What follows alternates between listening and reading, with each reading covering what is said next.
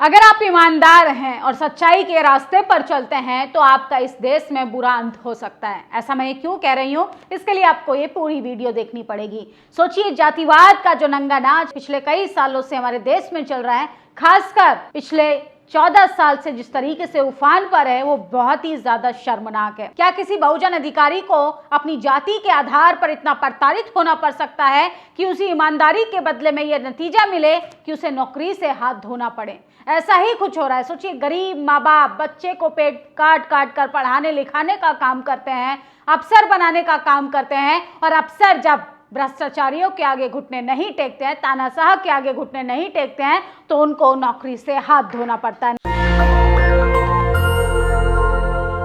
नमस्कार, मैं निधि रतन और आप देख रहे हैं नेशनल दस्तक। आज की इस वीडियो में जातिवादियों को नंगा किया जाएगा, क्योंकि इस देश में जाति के आधार पर जो चल रहा है, सोचिए, महीन जातिवाद, खेत खलियानों वाला जातिवाद नहीं, जो अब इंस्टीट्यूशंस में जातिवाद हो रहा है, नौकरियों में जातिवाद हो रहा है, जो ब्यूरोक्रेसी में जातिवाद हो रहा है, बहुजन अधिकारियों को टारगेट किया जा रहा है, बहुजन पत्रकारों को टारगेट किया जा रहा है, बहुजन छात्रों को टारगेट किया जा रहा है, प्रोफेसर हो, लेक्चरर हो, डॉक्टर हो, यहाँ तक कि आप इस देश के सर्वोच्च पद पर बैठे राष्ट्रपति क्यों ना हो, लेकिन जाति है कि आपका पीछा नहीं छोड़ती। सोचिए, बहुजन अधिकारी जो सबसे ज्यादा अभी चर्चाओं का विषय बने हुए हैं, उनको अपनी ईमानदारी का क्या अंजाम मिला? जब आप इस खबर को जानेंगे, आप शर्मिंदगी से अपना सर नीचे झुका लेंगे और सोचने पर मजबूर हो जाएंगे, क्या इस देश में कब तक हमारे देश में आईपीएस पूरन सिंह जैसे लोग, आईपीएस के साथ साथ ईमानदार आईएएस को नौकरी तक गंवानी पड़ती है? ये हाल हो गए हैं इस देश के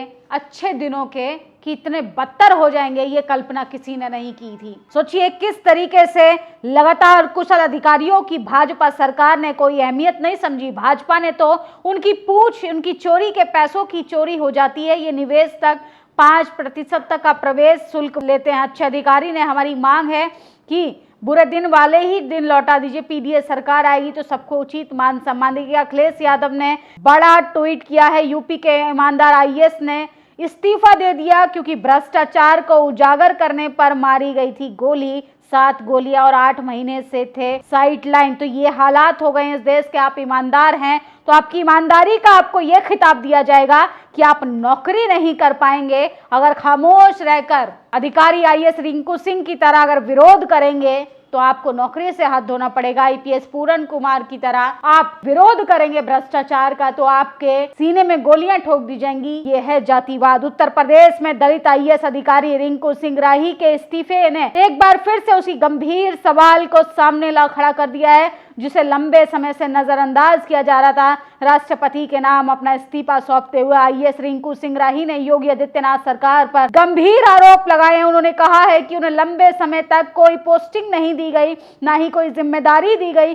सिर्फ एक अधिकारी की व्यक्तिगत पीड़ा नहीं, बल्कि उस व्यापक समस्या की झलक है जिसके आरोप भाजपा सरकार पर लगातार लगते रहते हैं। भाजपा योगी सरकार में मंत्री असीम अरुण ने ब्राह्मण जिलाधिकारी डीएम के प्रोटोकॉल नजरअंदाज करने पर उनके खिलाफ नाराजगी जताई और बिना कार्यक्रम किए नाराज होकर चले गए। इसी तरह उत्तर प्रदेश में एसटी, एससी, ओबीसी वर्ग से आने वाले अधिकारियों और कर्मचारियों को पोस्टिंग और ट्रांसफर में उपेक्षा का सामना करना पड़ता है। इन वर्गों से आने वाले लोगों को महत्वपूर्ण पदों से दूर रखा जाता है, इन्हें निर्णय लेने की प्रक्रिया से बाहर रखा जाता है। प्रशासन फैसले नहीं बल्कि सामाजिक न्याय पर सवाल खड़ा करता है। जब संविधान समान अवसर की बात करता है तो फिर हर वर्ग को बराबरी का अधिकार क्यों नहीं मिलता? संविधान आपको अधिकारी तो बना देगा, लेकिन जातिवादी मनुवादी विचारधारा के लोग, सोचिए, एक आईएएस को इतना मजबूर कर देंगे कि आपको अपना इस्तीफा अपने हाथ से खुद राष्ट्रपति को सौंपना पड़ेगा, क्योंकि ये महीन जातिवादी है। और इसी जातिवाद के खिलाफ लगातार नेशनल दस्तक लड़ाई लड़ रहा है,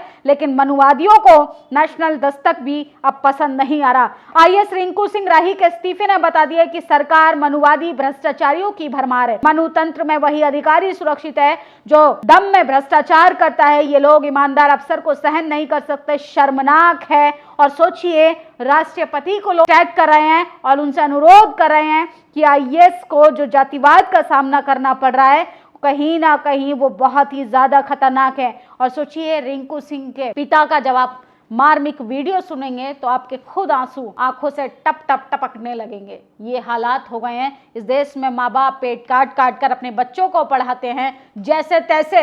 स्कूल कॉलेज यूनिवर्सिटी के पहले दरवाजे पर पहली जनरेशन पहुंचने का काम ही करती है, पहली कोई पीढ़ी नौकरियों में जाने का काम करती है। मनुवादियों को ये रास नहीं आता, यूजीसी पर छाती पीट पीट कर हल्ला मचाते हैं। तमाम लोग कह रहे थे कि हमारे बच्चों का भविष्य खतरे में आ जाएगा। अरे यूजीसी की गाइडलाइन जो अभी कानून में इंप्लीमेंट नहीं हुई, उसमें सिर्फ ओबीसी को ऐड करने पर इतना बवाल हो रहा था। अरे आप लोगों की जाति के महीन अधिकारी किस तरीके से आईएएस के साथ भी जातिवाद करते हैं, आईपीएस पूरन सिंह को बनने के लिए मजबूर कर देते हैं, इस देश में रोहित वेमुल्ला बनने के लिए मजबूर कर देते हैं, पायल तडवी बनने पर मजबूर कर देते हैं, डॉक्टर रितु लक्ष्मण यादव, तमाम ऐसे नाम हैं जो लंबी लिस्ट जातिवाद को एक्सपोज कर सकती है, जातिवादियों को नंगा कर सकती है। लेकिन देश के प्रधानमंत्री जाति की खबर दिखाने पर चैनलों पर ताला लगा देते हैं, क्योंकि ये तो किसी एक विशेष वर्ग की भावनाओं को आहत पहुंचाने का काम करती है। इस देश में जो जाति के नाम पर प्रोपेगेंडा चल रहा है, असल में ये वही लोग हैं जो चाहते हैं कि आप सिस्टम पर सवाल न करें और आप धुरंधर जैसी स्क्रिप्टेड फिल्में देखकर अपना एसी के चैम्बर बैठकर आप सरकार की वाहवाही करते रहें। अरे फिल्मों में सिर्फ भ्रष्टाचार को खत्म करने से असलियत छुपने वाली नहीं, या सोशल मीडिया को बैन करने से आपके कुकर्म छुपने वाले नहीं।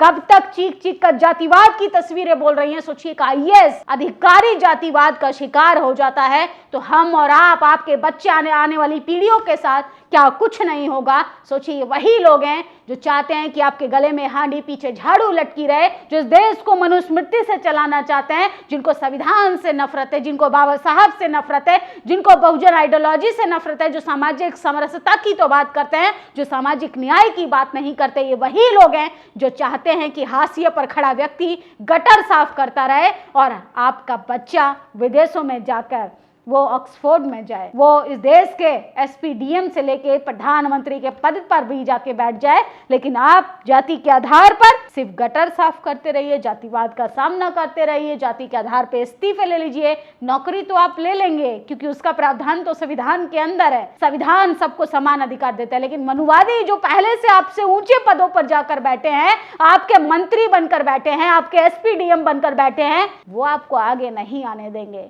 ये है महीन जातिवाद। रिंकू सिंह के पिता का बयान सोशल मीडिया पर सबसे ज्यादा वायरल हो रहा है। कह रहे हैं वो पिछले कई महीनों से रिंकू सिंह को सैलरी नहीं मिली और ना ही उनको पोस्टिंग दी जा रही है। नाम रिंकू सिंह 2004 में पीसीएस परीक्षा पास की, 2009 में 100 करोड़ का पेंशन और स्कॉलरशिप घोटाले का पर्दाफाश किया था, इनाम में 7 गोलियां मारी गई और सोचिए इस्तीफा देने के लिए मजबूर कर दिया। कौन लोग हैं जिनको जातिवाद नहीं दिखाई देता? सोचिए जो हिंदू मुसलमान पर मुसलमानों के साथ हो जाते हैं लेकिन दलितों को पिटते हुए वो कहते हैं कि जातिवाद तो है ही नहीं। देखिए जातिवाद कैसे टपक रही है कि एक आईएएस को मरने के लिए मजबूर होना पड़ता है, एक आईएएस को अपनी नौकरी से इस्तीफा देना पड़ता है। इस देश में चाहे आप राष्ट्रपति बन जाइए, आप एसपीडीएम बन जाइए, आप इस देश के किसी भी पद पर चले जाइए, आपके साथ जातिवाद पीछा नहीं छोड़ेगा। जो लोग कहते हैं कि जातिवाद कहां होता है, अरे आप दलित पिछड़े आदिवासियों को जब गटर साफ करवाएंगे, मजदूरी करवाएंगे, आप अपना गुलाम बनाकर रखेंगे, वहां पर जातिवाद क्या काम करेगा? वो तो अपनी जाति के आधार पर पहले ही प्रताड़ित वाला काम कर रहा है। देखिए जब सिस्टम में जाने की बात आएगी, जब भ्रष्ट सिस्टम आपकी बलि ले लेगा, उस पर जब सवाल खड़े होते हैं तो चैनलों को बंद कर दिया जाएगा। भ्रष्ट सिस्टम से हार कर ईमानदार दलित आईएएस रिंकू सिंह ने इस्तीफा दे दिया। 2008 में रिंकू सिंह पीसीएस अधिकारी बने थे। मुजफ्फरनगर जिले में समाज कल्याण अधिकारी के रूप में तैनात हुए थे। मुजफ्फरनगर में उन्होंने समाज कल्याण विभाग में स्कॉलरशिप, वृद्धा पेंशन जैसी योजनाओं में 100 करोड़ के घोटाले का पर्दाफाश किया था।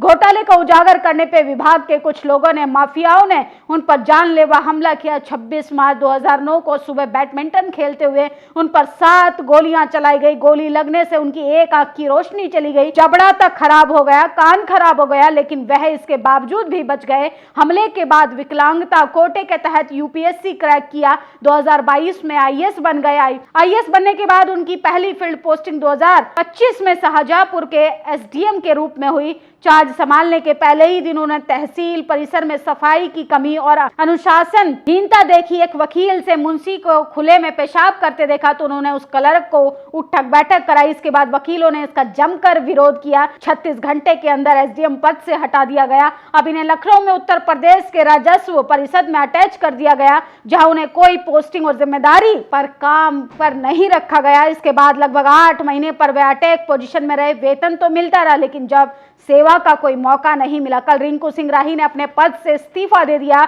इस्तीफे पत्र में उन्होंने लिखा कि लंबे समय से कोई मीनिंगफुल पोस्टिंग नहीं दी जा रही। संवैधानिक व्यवस्था के समांतर एक पैरेलल सिस्टम चल रहा है जो ईमानदार अधिकारियों को काम करने नहीं देता। इस भ्रष्ट सरकार में उन्हीं भ्रष्ट अधिकारियों को फील्ड पोस्टिंग मिलती है जो सरकार की चाटुकारिता करते हैं।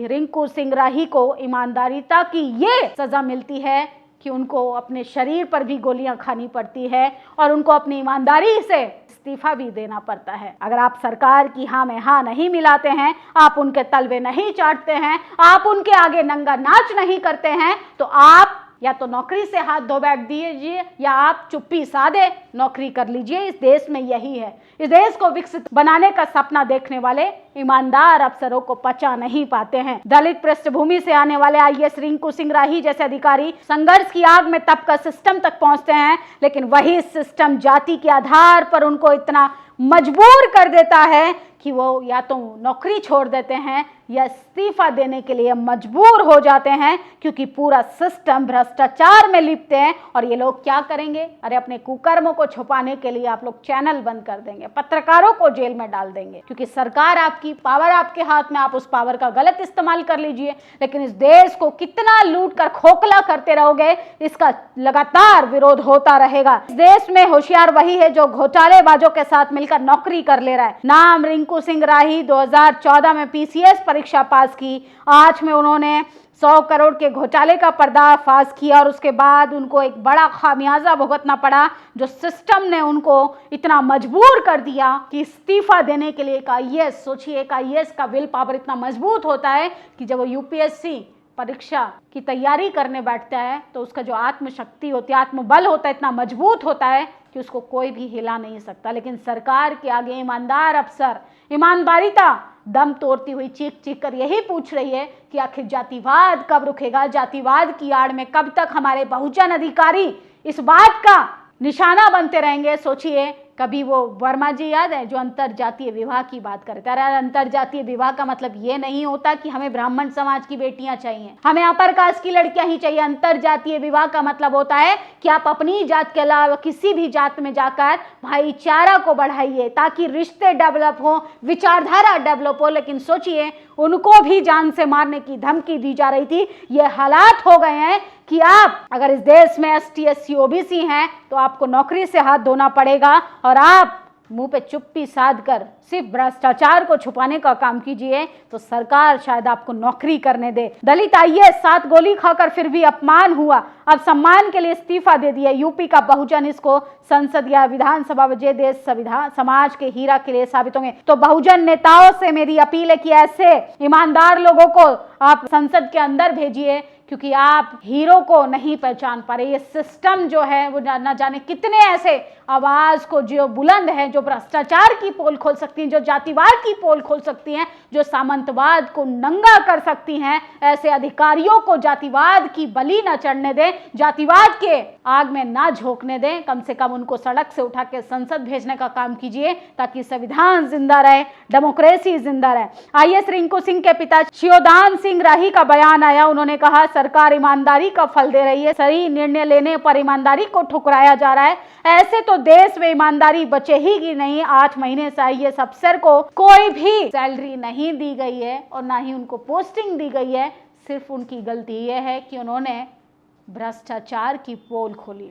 उन्होंने स्कॉलरशिप और वृद्धा पेंशन में 100 करोड़ के घोटाले को लेकर सरकार को एक्सपोज कर दिया तो उन्होंने 7 गोलियां अपने शरीर पर खाई। उनकी एक आंख चली गई, उनकी बॉडी जो है पैरालाइज हो स्थिति में पहुंच गई। उसके बाद भी उन्होंने ईमानदारिता को जिंदा रखा और सोचिए अपनी नौकरी से इस्तीफा दे दिया। ये होती है बहुजन नेताओं की ईमानदारिता, ये होता है संविधान के प्रति कर्तव्य, ये होता है इस राष्ट्र के प्रति प्रेम कि आप भ्रष्टाचार बर्दाश्त नहीं कर सकते हैं। भले ही अपने शरीर पर कितनी भी गोलियां खा लें इस देश में, लेकिन जातिवाद को जो नंगा नाच चल रहा है उस पर भी एक दिन फुल स्टॉप लगेगा। चैनल बंद करने से असलियत छुपने वाली नहीं है। सत्ताधारियों को सोशल मीडिया से इसलिए डर लग रहा है कि सोशल मीडिया उनके आगे रेंगने का काम नहीं करती। आप लोगों की क्या प्रतिक्रिया, अपनी राय जरूर दीजिएगा। शुक्रिया।